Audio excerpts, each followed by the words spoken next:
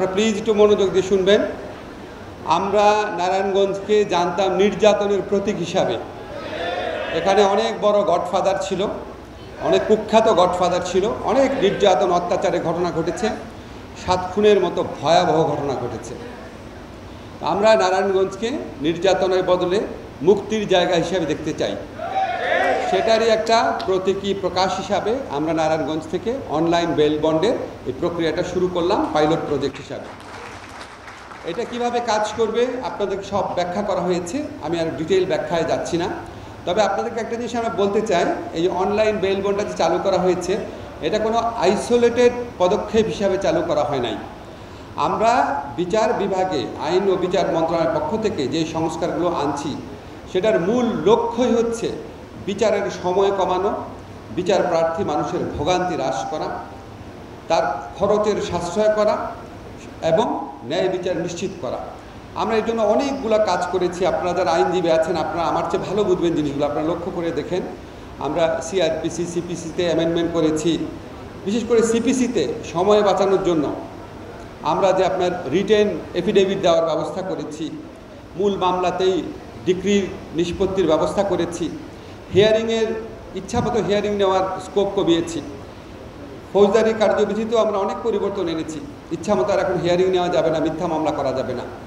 তারপর আপনারা জানেন মামলা দেরি হতো, অনেক সময় সরকারি যারা সাক্ষী আছে, ডাক্তার আছেন, পুলিশ আছেন, তারপরে আপনার আরও যারা সরকারি ম্যাজিস্ট্রেট আছেন, তারা আপনার সাক্ষ্য দিতে তাদেরও তো সাক্ষ্য লাগে মাঝে মাঝে।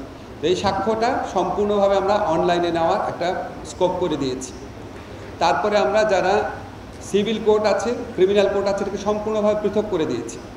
এখন জয়েন্ট ডিস্ট্রিক্ট জাজ বা এডিশনাল ডিস্ট্রিক্ট জাজ লেভেলে যারা বিচার করবেন, সিভিল কোর্টের যারা বিচারক তারা সিভিল কোর্টেরই বিচার করবেন, ক্রিমিনাল কোর্টে যারা বিচারক তারা ক্রিমিনাল কোর্টেরই বিচার করবেন। আমরা ডেজিগনেটেড ট্রায়াল কোর্টের ব্যবস্থা করেছি, ট্রায়াল কোর্টের। তারপরে আমরা আপনারা জানেন যে নিম্ন আদালতের আপনার যে প্রযুক্তি সহযোগিতা, সেটার জন্য আমাদের খুবই অ্যাম্বিশিয়াস একটা প্রজেক্ট আছে, ওটা হয়তো আমরা করে যেতে পারবো না। আমাদের সমস্ত কিছুর লক্ষ্য হচ্ছে বাংলাদেশে বিচার ব্যবস্থায় যে একটা দুঃসহ একটা দীর্ঘস্থায়ী সময়ের মধ্যে দিয়ে যায়, ভয়াবহ ভোগান্তি হয় মানুষের, এই ভোগান্তি থেকে মানুষকে মুক্তি দেওয়া বা এই ভোগান্তিটা হ্রাস করা। আরেকটা পদক্ষেপের কথা বলা প্রয়োজন। এখানে আমরা ম্যান্ডেটরি লিগাল এইডের ব্যবস্থা করেছি, যাতে ছোটোখাটো বিরোধ আপনার ভরণ পোষণ পাবে কিনা বা ডিভোর্স হয়ে গেছে কিনা, বাচ্চার নজরদারিকে, বাচ্চার কাস্টডি কে পাবে, একটা 2 লাখ টাকার চেকের মামলা, একটা প্রিএমশনের মামলা, এই সমস্ত ছোটোখাটো বিষয় নিয়ে কোর্টে আর যেতে না হয়, এই সমস্ত ছোটোখাটো বিষয় যেন লিগাল এইডের মাধ্যমে সমাধান হয়, সেই লক্ষ্যে আমরা অনেকগুলো সংস্কার করেছি। এটাও একটা পাইলট পর্যায়ে রয়েছে। আশা করি আমরা আগামী 2-3 মাসের মধ্যেই এই অনলাইন বেল বন্ড তারপর লিগাল এইড সারা বাংলাদেশে ছড়িয়ে দিতে পারব। এখন আমরা যখন নিম্ন আদালতে এই সংস্কারগুলো করি তখন আমাদের একটু দুঃখ লাগে, কারণ নিম্ন আদালতের সংস্কার আপনি করে ফেললেন, উচ্চ আদালতে কোনো সংস্কার হলো না, তাহলে কিন্তু আসলে লাভ হয় না। এখন আপনি যদি উচ্চ আদালতে দেখেন, আমি শুনেছি আপনারা আমার চেয়ে ভালো জানেন, নিম্ন আদালতে যেই মামলাটা নিষ্পত্তি হয় উচ্চ আদালতে সেটা বছরের পর বছর ঝুলে থাকে। যেমন একটা এক্সাম্পল দেখেন, শিশু আসিয়ার সেই মর্মান্তিক রেপের ঘটনায় যে মৃত্যু, আমরা আইন পরিবর্তন করলাম, নিম্ন আদালতে আমরা 1 মাসের মধ্যে বিচার সম্পন্ন করলাম, কিন্তু উচ্চ আদালতে এটা আগামী কয়েক বছরে নিষ্পন্ন হবে নাকি আমরা জানি না। তো এখানে আমাদের কাছে মনে হয় এখানে উচ্চ আদালতে অনেক জায়গায় সংস্কারের প্রয়োজন রয়েছে। উচ্চ আদালতে যে আপনার বেঞ্চ গঠন, সেটাকে বিকেন্দ্রীকরণের প্রয়োজন রয়েছে। উচ্চ আদালতে যে সিরিয়ালটা হয়, কজ লিস্ট, আগের মামলা পিছনে চলে যায়, পিছনের মামলা আগে চলে আসে, এটা কি প্রক্রিয়া হয়, এটা নিয়ে মানুষের প্রশ্ন রয়েছে।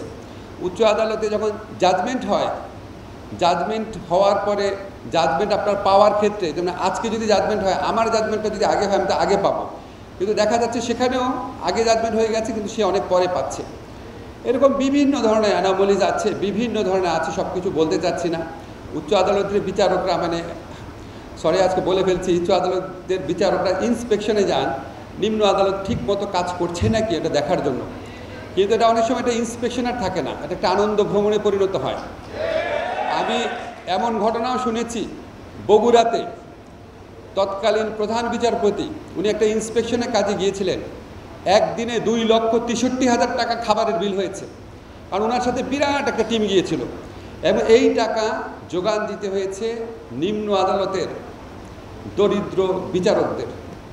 আমি বিভিন্ন জেলায় গেলে বিচারকদের শুনি ওনারা ইন্সপেকশনে আসলে ওনারা নিম্ন আদালতের জাজরা ভয়ে থাকে, কারণ টাকাটা কোথাও স্যাংশন নাই, ওনাদেরকে অনেক ভালো মতো খাওয়ানো দাওয়ানো মানে হয়ে গেছে ইন্সপেকশনের অন্য নাম, কিন্তু আসলে তো ইন্সপেকশনের মানে এটা হওয়ার কথা ছিল না। তো এগুলি দৃষ্টি আকর্ষণ করলাম। আমার মনে হয়, কারণ আমি একটা জিনিস জানি, আমাদের যে বিচার বিভাগীয় সংস্কার কমিশন আছে ওনারা কিন্তু উচ্চ আদালতের সংস্কারের জন্য 15টা প্রস্তাব করেছেন, একটা প্রস্তাবও এখন পর্যন্ত বাস্তবায়িত হয় নাই, বিবেচিত হয়েছে কিনা এটাও জানি না। তা আমি মনে করি কি যে নিম্ন আদালত আর উচ্চ আদালতটা আইসোলেটেডভাবে বিচার করা, আইসোলেটেড থাকলে হবে না। নিম্ন আদালতে আমি অনেক সংস্কার করব, কিন্তু উচ্চ আদালত আগের মতোই থাকবে, তাহলে তো লাভ হবে না। নিম্ন আদালতে মামলার যে সময়টা, খরচটা, সেটা আমি অর্ধেক করে দিলাম, কিন্তু উচ্চ আদালতে গিয়ে নিম্ন আদালত কয়েক মাসে একটা বিচার করে দিলে উচ্চ আদালত কয়েক বছর লাগলো, তাহলে আলটিমেটলি তো বিচার প্রত্যাশী মানুষ লাভবান হবে না। আমরা আশা করি আমরা উচ্চ আদালতে যে সংস্কারের প্রয়োজনীয়তা সেটা সম্পর্কে সংশ্লিষ্ট যারা আছেন ওনারা সচেতন হবে।